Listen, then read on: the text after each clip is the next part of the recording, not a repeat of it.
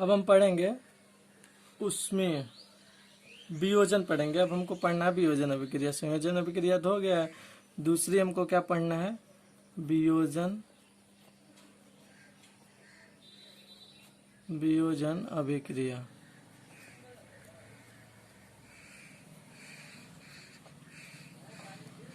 दूसरी हमको क्या पढ़ना है, वियोजन अभिक्रिया। ठीक है, तो देखिए वियोजन अभिक्रिया जो होती है, वियोजन अभिक्रिया होता क्या है, मुख्यतः इसमें जो एकल अभिकर्मक होता है, मैं छोटे में लिख दे रहा हूं ताकि आप लोग कम में ज्यादा पढ़ लो। एकल अभिकर्मक होता है, वो क्या होता है, छोटे छोटे उत्पाद में, प्रोडक्ट में क्या होता है, टूट जाता है। छोटे छोटे उत्पाद में टूट जाता है।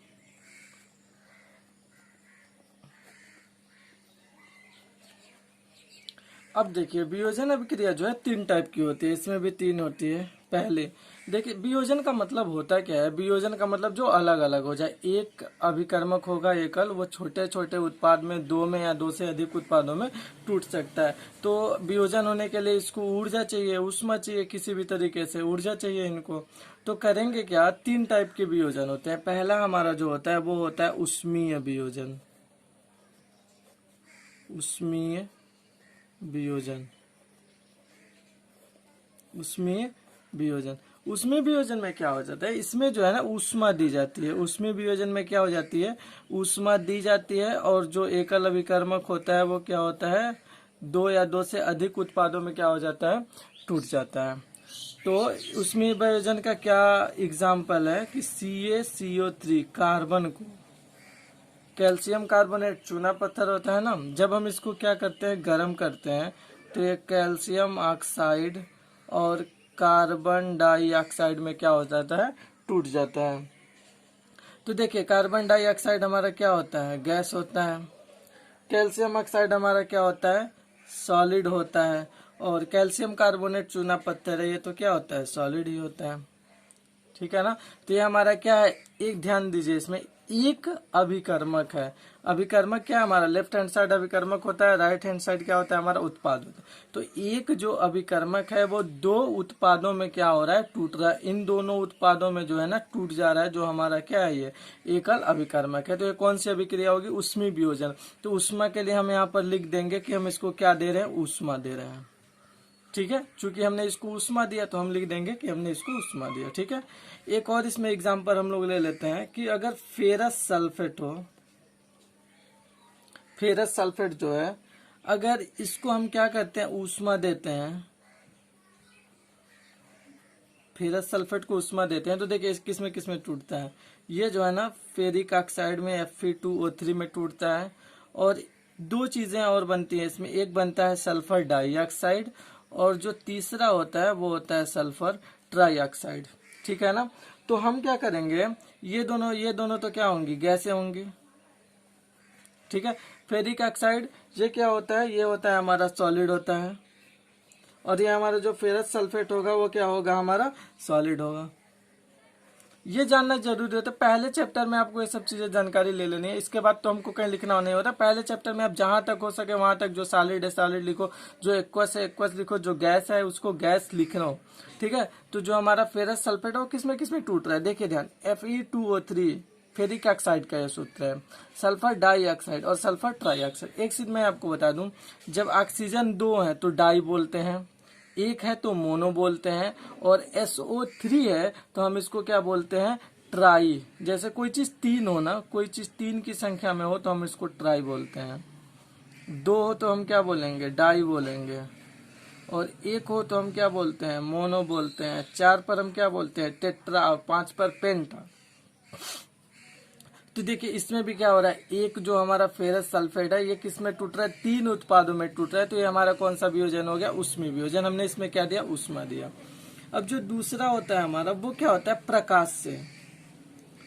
प्रकाश से भी वियोजन होता है, ताप से या प्रकाश से। हम इसको तापीय वियोजन भी कह सकते हैं, प्रकाश वियोजन, तापीय वियोजन। किसी तरीके से हमने इसको क्या दिया, ताप दिया।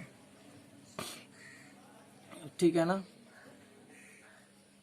तो हम क्या करेंगे इसमें, देखिए इसमें क्या होता है, इसमें भी सेम वही होता है, एक उत्पाद क्या होता है दो में टूट जाता है। इसका एग्जाम्पल क्या है हमारा, AgCl, सिल्वर क्लोराइड। जो सिल्वर क्लोराइड हमारा होता है वो किस में टूटेगा, सिल्वर में और क्लोरीन में।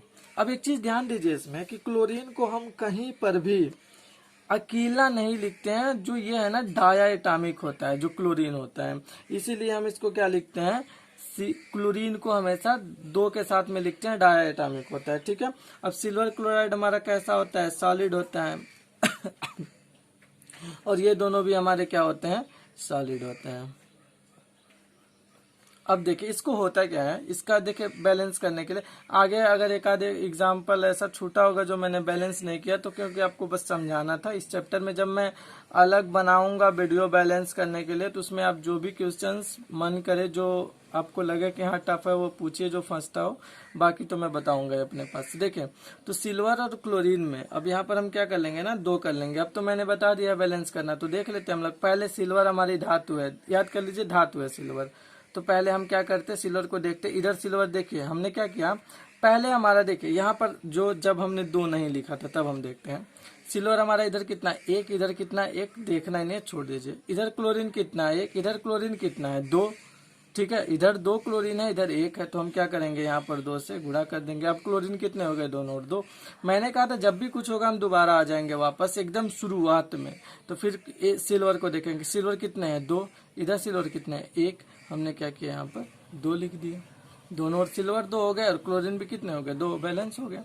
ठीक है, इसका एक और एग्जाम्पल होता है सिल्वर ब्रोमाइड।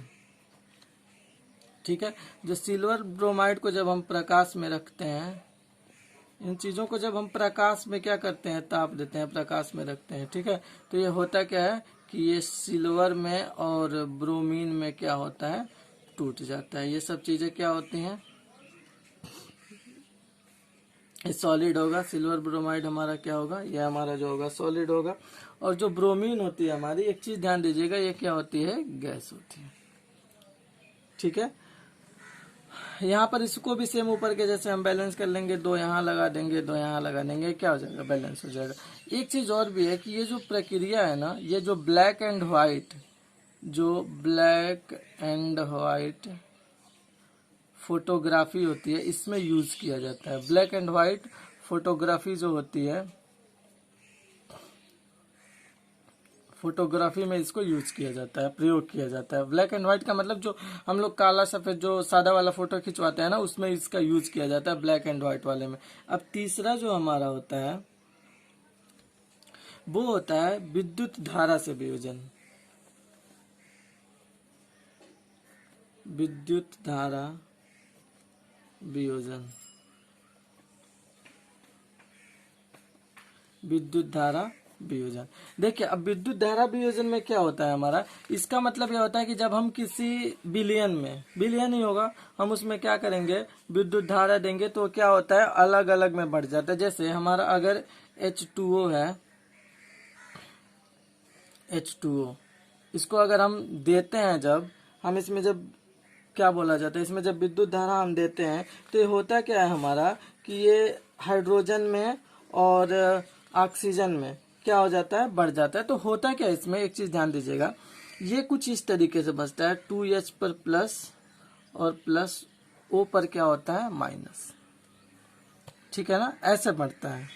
H2O2 तो होता है, लेकिन एक चीज और ध्यान दीजिएगा, होता क्या है हमारा H पर कौन सा साइन होता है, प्लस साइन होता है, O पर क्या होता है, माइनस साइन होता है। ठीक है ना, तो हम क्या करेंगे, जैसे होता क्या इसमें हम लोग क्या करते हैं, एक कैथोड और एनोड बना देते हैं, जिसमें देखिए अब क्या होता है, कैथोड होता है और एक होता है एनोड। ठीक है, तो देखिए H क्या है हमारा, प्लस है, और O कैसा है, माइनस है। ठीक है, अब क्या होगा इसमें, एनोड हमारा हमेशा होता है प्लस और कैथोड हमारा हमेशा होता है माइनस।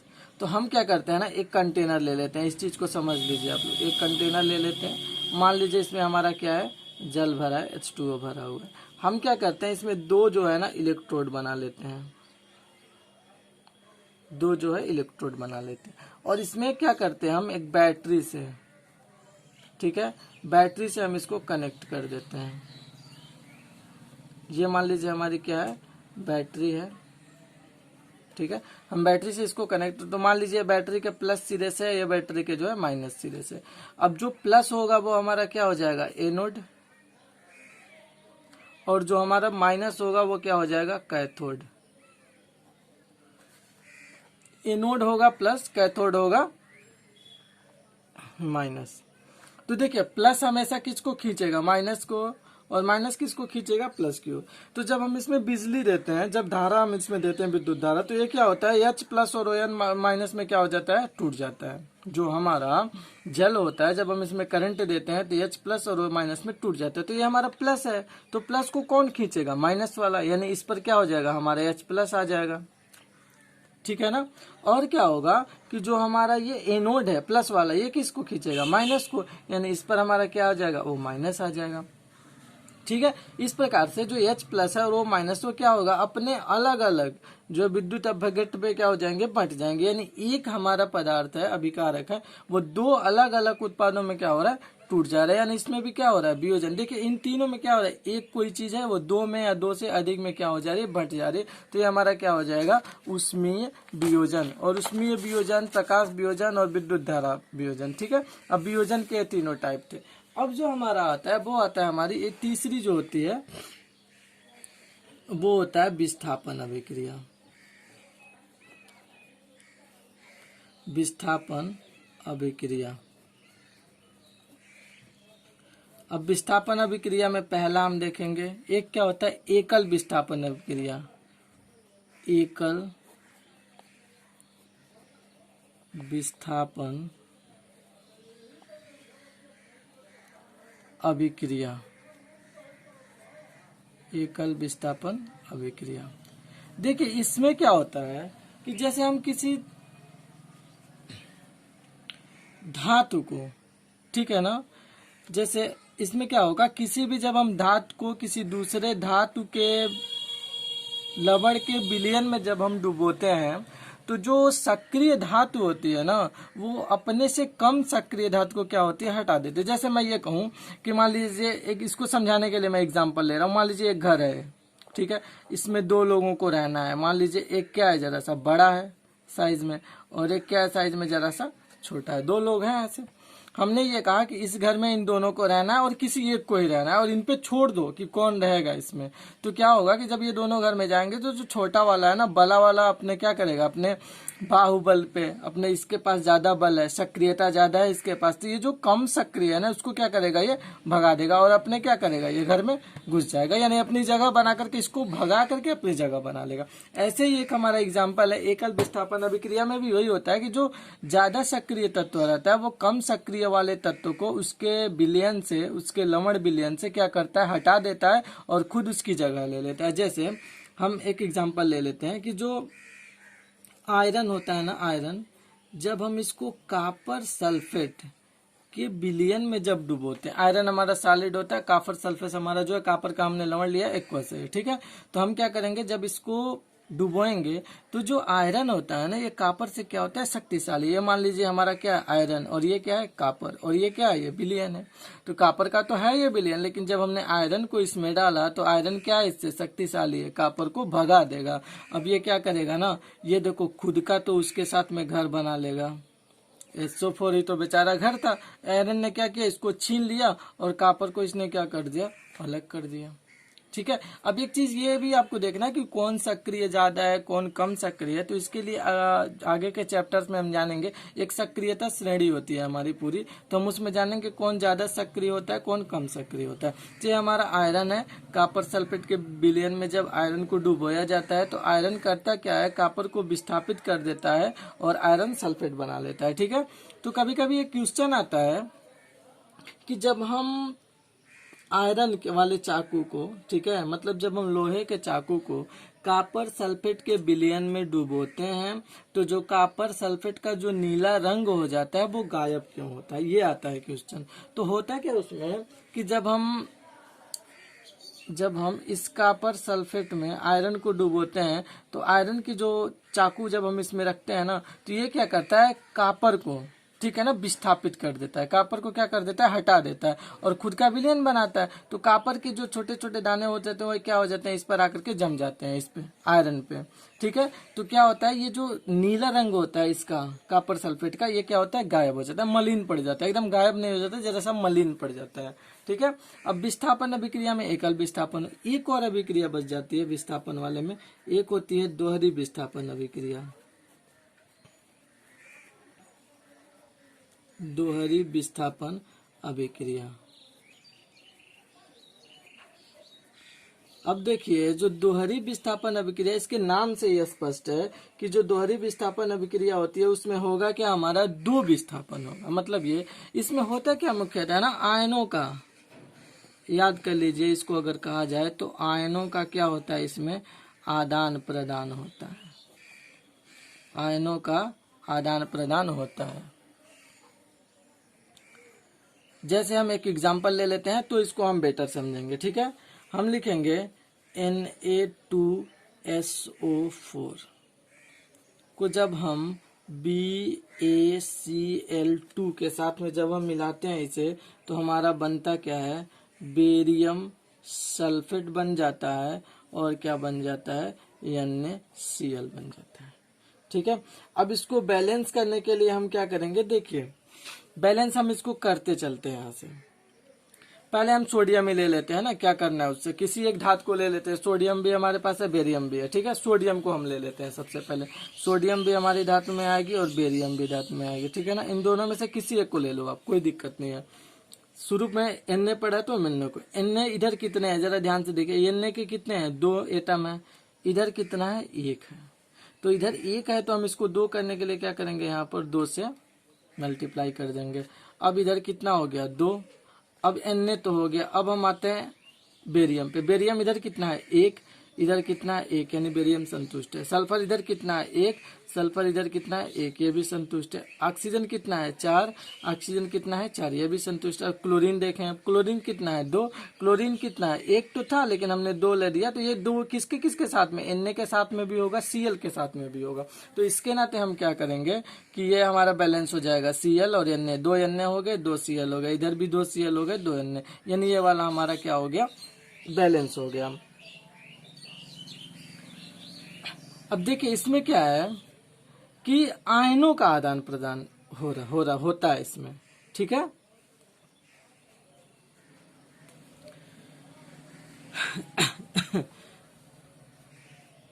इसमें होता क्या है, जो हमारा Na2SO4 है प्लस BaCl2 है, ये हुआ क्या है, हमारा क्या बना है, जरा ध्यान दीजिए, BaSO4 और प्लस 2 NaCl। तो इसमें जरा देखना है हमको, हमने इसको अलग लिखा है ताकि बना सके हम ड्राइंग आपको बताने के लिए। देखो जो SO4 है ना, वो किसके साथ में है, Na2 के साथ में। ठीक है, और Cl किसके साथ में है, Ba के साथ में। लेकिन अब इस वाले में क्या है, ये जो SO4 है ना, इस Ba के साथ में आ गया है। ठीक है, जरा देखिए, और ये जो Cl है ना, ये किसके साथ में आ गया है, Na के साथ में। यानी हुआ क्या है, आपस में इन दोनों का एक्सचेंज हो गया। अगर देखा जाए एक जगह इसमें, और हम बना इसमें देख लेते हैं, ये जो SO4 है ना, ये जो Cl की जगह चला गया है, और ये जो Cl है ना, वो कहाँ पर आ गया, SO4। यानी इन दोनों का आपस में आयन का आदान प्रदान हो रहा है। आयन का क्या मतलब है, इधर हम देख लेते हैं इसको। देखिए अगर Na2SO4 है, अगर हम इसको तोड़ते हैं तो ये कैसे टूटता है, 2Na प्लस और प्लस SO4 पर डबल माइनस। एक चीज और मैंने बताया था आप लोगों से, यहाँ पे 2 यहाँ पे 4 क्यों लिखते हैं, ये सब चीजें अगर आपको जानना होगा तो आप लोग बताइएगा, मैं उसके लिए अलग वीडियो बनाऊंगा। ठीक है, तो यहाँ पर हमारा SO4 पर डबल माइनस होता है, 2Na प्लस, ये देखिए। ठीक है, यहाँ पर SO4 एक आयन बचा, और Ba को जब हम तोड़ेंगे, BaCl2 को, तो ये क्या हो जाता है हमारा, Ba पर डबल प्लस और प्लस 2Cl पर माइनस। अभी ये सब चीजें आप लोग ज्यादा मत ध्यान दीजिएगा, नहीं समझ में आ रहा है तो इसके लिए अलग से मैं पढ़ाऊंगा तो बता दूंगा।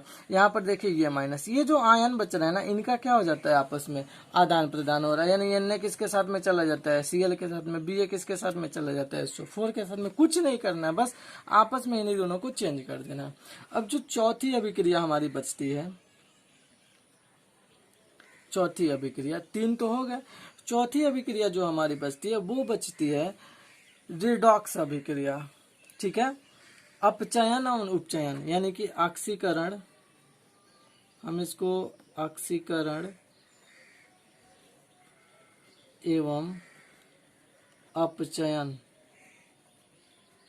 अपचयन अभिक्रिया, ऑक्सीकरण एवं अपचयन अभिक्रिया।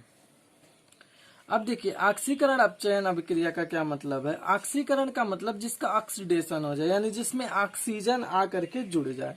मतलब पहला देखिए ऑक्सीकरण को हम पहले जानेंगे। ऑक्सीकरण क्या होता है, ऑक्सीजन का, ये चीज याद करना है जरा आपको, ऑक्सीजन का जुड़ना या हाइड्रोजन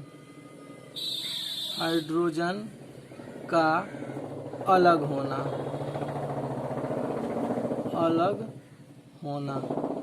ये क्या कहलाएगा, हमारा ऑक्सीकरण कहलाएगा। ठीक है, हम अगले पेज पे इसके बाद करते हैं ताकि इसमें जगह तो बचा नहीं है।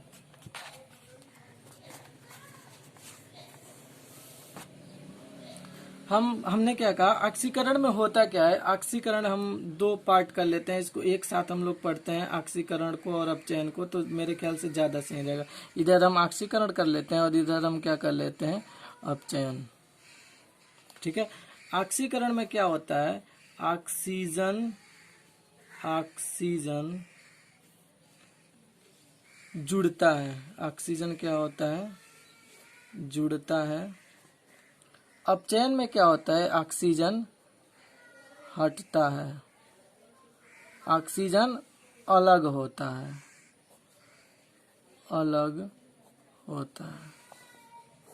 ठीक है। या तो ऑक्सीजन जुड़ता है या हाइड्रोजन हटता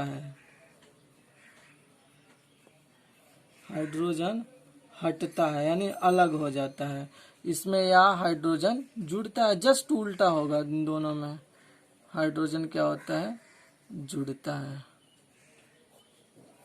ठीक है, इसमें हम एक एग्जाम्पल ले लेते हैं। एग्जाम्पल के जैसे मान लीजिए कार्बन है, हमने इसकी O2 के साथ में क्रिया कराई, ये क्या बन गया, कार्बन डाइऑक्साइड। ठीक है ना, कार्बन को हमने ऑक्सीजन के साथ में जब क्रिया कराया तो क्या बना, कार्बन डाइ। देखिए यहाँ पर कार्बन के साथ में ऑक्सीजन नहीं है, कार्बन से अलग ऑक्सीजन है, लेकिन यहाँ पर क्या हो रहा है कि कार्बन के साथ में ऑक्सीजन क्या हो रहा है, जुड़ जा रहा है, यानी इसका क्या हो रहा है, ऑक्सीकरण हो रहा है। ठीक है, अपचयन का कोई भी हम ले लेते हैं। जैसे मान लीजिए हमारे साथ कुछ ऐसा हम एग्जाम्पल ले लेते हैं कि जिंक का ऑक्साइड अगर है, हम इसको अगर कार्बन के साथ में अगर हम क्रिया करा देते हैं तो ये क्या हो जाता है, जो हमारा जिंक है और कार्बन, अब हम इसको क्या पढ़ेंगे, कार्बन मोनोऑक्साइड। ये एक जहरीली गैस होती है, कार्बन मोनोऑक्साइड। इसका हम क्या नाम लिखेंगे, कार्बन मोनोऑक्साइड। एक चीज बताऊं, जितना भी नाम आता रहे, जब आता रहे, आप लोग तुरंत नाम लिखिए और याद भी करते रहिए। यहाँ पर देखिए जिंक के साथ में ऑक्सीजन है, लेकिन इस वाले में क्या हो रहा है, ऑक्सीजन किसके साथ में चला जा रहा है, कार्बन के साथ में। तो जरा एक चीज और ध्यान दीजिए, यहाँ पर कार्बन के साथ ऑक्सीजन नहीं है, लेकिन यहाँ पर है, तो कार्बन का क्या हो रहा है, इसमें ऑक्सीकरण हो रहा है। हम कहेंगे ऑक्सीकरण का मतलब ऑक्सीजन का जुड़ जाना या हाइड्रोजन का हट जाना, तो इसमें ऑक्सीजन जुड़ रहा है, तो कार्बन का क्या हो रहा है, ऑक्सीकरण हो रहा है। लेकिन यहाँ से क्या हो रहा है, हमारा ये जिंक से ऑक्सीजन हट जा रहा है, तो जिंक का क्या हो रहा है, अनऑक्सीकरण हो रहा है या फिर अपचयन हो रहा है। ठीक है, हम ऐसा बोल सकते हैं। ठीक है, अब क्या होता है, एक अभिक्रिया और होती है, ऑक्सीकरण अपचयन तो हो गई, एक होती है ना रेडॉक्स अभिक्रिया। जरा सा इसको देख लीजिए, रेडॉक्स अभिक्रिया, यही है दोनों का बस मिला हुआ रूप है, रेडॉक्स अभिक्रिया। देखिए इसको बोलते हैं ऑक्सीडेशन रिएक्शन, इसको बोलते हैं रिडक्शन रिएक्शन। ठीक है, तो रेडॉक्स जो हमारा होता है, इसमें जरा सा अंग्रेजी पर इसके ध्यान दीजिए, रेड और ऑक्स, यानी रिडक्शन और ऑक्सीडेशन दोनों मिल करके बना है। ठीक है ना, तो रेडॉक्स अभिक्रिया होती है। रेडॉक्स अभिक्रिया का मतलब जहां पर ऑक्सीकरण और अपचयन दोनों अगर एक साथ हो जाए ना, तो उनको हम क्या बोलेंगे कि ये जो है रेडॉक्स अभिक्रिया है। हम इसी पर ना कोई एग्जांपल ले लेते हैं। जैसे मान लीजिए हम ऐसा कुछ लेते हैं, कॉपर का हमारा जो ऑक्साइड होता है, जब हम इसको क्रिया कराते हैं किसके साथ में, हाइड्रोजन के साथ में, ठीक है। तो ये हमारा क्या होता है, कॉपर बचता है और क्या बच जाता है, H2O बच जाता है। ठीक है। अब जरा इसमें एक चीज देखिए कि किसका जो है ऑक्सीकरण हो रहा है और किसका अपचयन हो रहा है। तो जरा ध्यान दीजिए, ये वाला हमारा जो टर्म है इसको देखिए, कॉपर के साथ में यहाँ पर ऑक्सीजन है, लेकिन यहाँ पर ऑक्सीजन क्या हो रहा है, हट जा रहा है। तो यहाँ पर हम क्या बोलेंगे, इसमें क्या हो रहा है, अपचयन हो रहा है या फिर रिडक्शन हो रहा है। रिडक्शन का मतलब कमी, अपचयन का मतलब ऑक्सीजन में कमी। जहाँ पर ऑक्सीजन हटा हम उसको क्या बोलेंगे, अपचयन।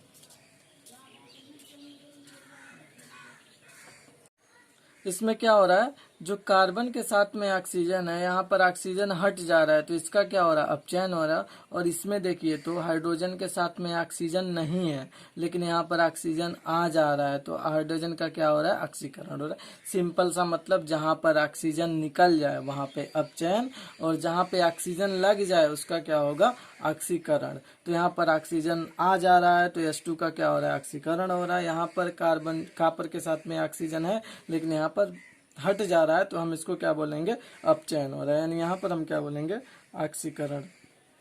एक चीज देखिएगा, ऑक्सीकरण को उपचयन लिखता है तो आप लोग कंफ्यूज मत होइएगा, ऑक्सीकरण को हिंदी में उपचयन बोला जाता है। ठीक है। अब ये रेडॉक्स अभिक्रिया, अब एक अभिक्रिया और बचती है हमारी, वो होती है ऊष्माक्षेपी। जो हमारी पांचवी अभिक्रिया है, ऊष्माक्षेपी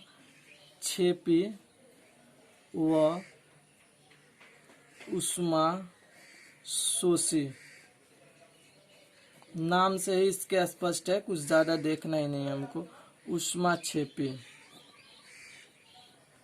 ऊष्माक्षेपी अभिक्रिया को पहले जानते हैं। देखिए ऊष्माक्षेपी अभिक्रिया क्या होती है कि जिस अभिक्रिया में ऊष्मा निकलती हो, ठीक है, उसको हम क्या बोलते हैं, ऊष्माक्षेपी बोलते हैं। और जिसमें ऊष्मा ली जाती है हम उसको क्या बोलेंगे, ऊष्माशोषी बोलेंगे। ठीक है। जैसे मान लीजिए ऊष्माक्षेपी का तो अभी एक और एग्जांपल हो जाता है, सिंपल वाला हो सकता है हमारे। देखिए जो CaO होता है ना, जब हम इसको क्या बोलते हैं, H2O में जब हम डालते हैं, ठीक है ना, तो ये क्या होता है हमारा, Ca और OH का क्या होता है, होल ट्वाइस हो जाता है। इसमें क्या होती है ना, यहाँ पर गर्म भी हो जाता है ये। ठीक है। गर्म होने का मतलब क्या मिल रही है, ऊष्मा मिल रही है हमको। ठीक है। तो हम इसको बोल सकते हैं कि ये कौन सी अभिक्रिया होगी, ऊष्माक्षेपी। और एक हमारी होती है ना ऊष्माशोषी।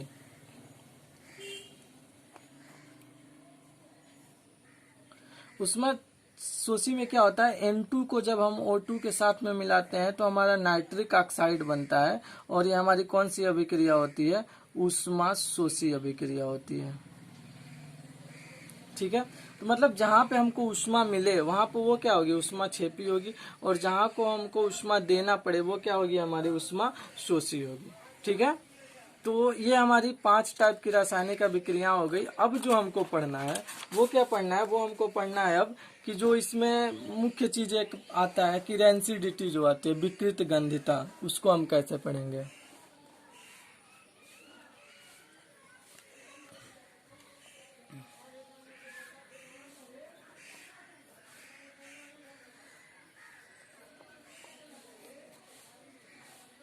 विकृत गंधिता को हमको पढ़ना। विकृत गंधिता क्या होता है, देखिए विकृत गंधिता क्या होता है, विकृत, विकृत का मतलब खराब, गंधिता का मतलब गंध। जहां पर गंध यानी स्मेल खराब हो जाए उसको हम क्या बोलेंगे, विकृत गंधिता। तो होता क्या है ना कि जो तेल वाली वस्तुएं होती हैं, जैसे मान लीजिए जो जितने भी नमकीन है, चिप्स हैं, ये सब जो तेल वाली वस्तुएं हैं, जब हम इनको ऐसे खुला छोड़ देते हैं, मतलब डिब्बे में रखें और डिब्बे का ढक्कन हम बंद ना करें, तो क्या हो जाता है, कुछ टाइम के बाद में इसमें एक महक आ जाता है, खराब सी महक आ जाती है। उसमें होता क्या है कि जो इसमें तत्व या जो बसा या जो तेल वाली चीजें रखी होती हैं वो ऑक्सीजन के साथ में क्रिया करके ऑक्सीकृत हो जाती है। मैंने क्या कहा, ऑक्सीकरण अभी पढ़ाया मैंने आपसे कि जैसे कार्बन ऑक्सीजन के साथ में क्रिया करता है तो क्या बनाता है, कार्बन डाइऑक्साइड बनाता है। ऐसे ही इसमें जो तेल और बसा में जो ऑक्सीजन उपस्थित होता है वो क्रिया करके ऑक्सीकरण हो जाता है इसका। तो ऑक्सीकरण होने के नाते क्या हो जाता है, इनमें गंध आ जाती है। तो विकृत गंधिता होती क्या है, तेल या बसा युक्त पदार्थों का वातावरण के नमी, ऑक्सीजन आदि से क्रिया करके अपने गंध और स्वाद में खराब हो जाना क्या कहलाता है? विकृत गंधिता कहलाता है। और इसको रोकने के लिए हम देखिए, एक तो BHT बोला जाता है, ब्यूटिलीकृत हाइड्रोक्सी टॉलुइन मिलाया जाता है, या तो कम अक्रिय गैस, कम सक्रिय गैस जैसे कि नाइट्रोजन। तो देखिए, इसको हम रोकने का उपाय बस लिख रहे हैं, इसके आप जो परिभाषा है इसको बुक से आप लोग लिख लेना। रोकने के उपाय में क्या होता है, या तो हम BHT मिलाते हैं, ब्यूटिलीकृत हाइड्रोक्सी टॉलुइन, ब्यूटिलीकृत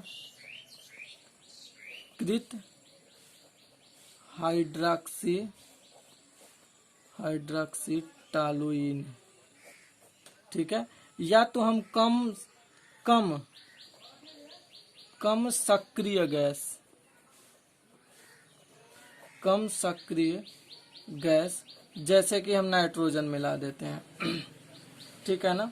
तो हम क्या करते हैं, अब देखिए एक चीज बताओ, जो आपका चिप्स का जो पैकेट आता है ना, उसमें खूब ज्यादा हवा भरे होते हैं, ऑक्सीजन नहीं होती है वो। अगर ऑक्सीजन होना तो उन सभी का स्वाद खराब हो जाएगा। तो हम उसको रोकने के लिए हम क्या करते हैं, उसमें मिला देते हैं नाइट्रोजन गैस। नाइट्रोजन ही क्यों मिलाते हैं? क्योंकि हमारे वायुमंडल में यह सबसे ज्यादा 78% उपलब्ध है, इसकी कमी नहीं है, प्रचुर मात्रा में है। तो इसके नाते नाइट्रोजन को हम क्या करते हैं, उसमें मिला देते हैं, ठीक है।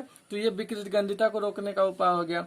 अब एक टर्म और आता है ना, एक आता है संक्षारण। संक्षारण के बारे में मैं यहाँ पे डिटेल बढ़ा देता हूँ, बाकी आगे के चैप्टर्स में आपको डिटेल पढ़ना है इसमें। संक्षारण क्या होता है? कोई भी धातु होती है, ठीक है, कोई भी धातु होती है ना, जब हम उसको खुले में रखा छोड़ देते हैं, जैसे मान लीजिए लोहा हमने लिया, लोहा को हमने छत पे रख दिया, लोहा को हमने क्या किया, छत पे रख दिया।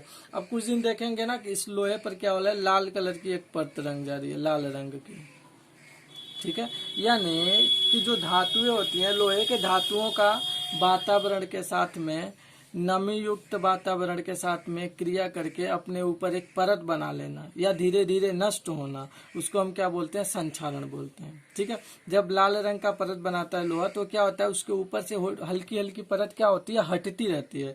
तो जो उसको हम जंग लगना बोलते हैं, उसी जंग लगना को क्या बोलते हैं, हम संक्षारण बोलते हैं। तो जो लोहा होता है अपने ऊपर में एक परत बना लेता है, वो लोहे का ऑक्साइड होता है, ठीक है। ऐसे ही देखो, लोहा हो गया, तांबा हो गया, और क्या हो गया, चांदी हो गया। चांदी की वस्तुएं क्या पड़ जाती हैं, काली पड़ जाती हैं, ठीक है। चांदी की वस्तुएं कैसे हो जाती हैं, काली पड़ जाती हैं। और तांबा जो होता है ना, वो हरा हो जाता है, ठीक है ना। तो इसके नाते ये जो ऑक्सीजन है वायुमंडल में, उसका असर हो जाता है कि चांदी को हम ज्यादा दिन पहने रहते हैं तो क्या हो जाता है, काला हो जाता है। तो ये हमारा जो किस चीज का एग्जाम्पल है, हमारा ये संक्षारण का एग्जाम्पल है।